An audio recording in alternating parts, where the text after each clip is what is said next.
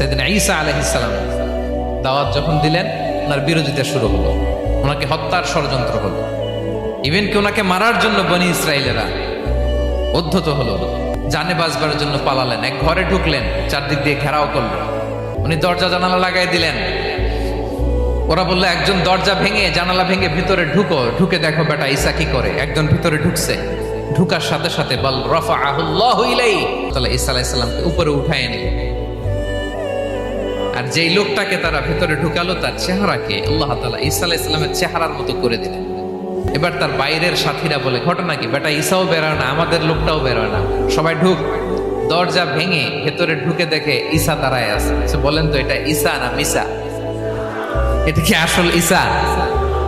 ওমা কতালু ওমা সলাবু ওয়ালাকিন শুব্বিহা লাহুম। আল্লাহ বলে তোমরা আমার নবী ঈসাকে হত্যাও করতে পারো নাই, শুলেও চড়াতে পারো নাই, আমি সেফটি সিকিউরিটি দিয়ে আমার নবী ঈসা আলাইহিস সালামকে আকাশে তুলে নিয়েছি।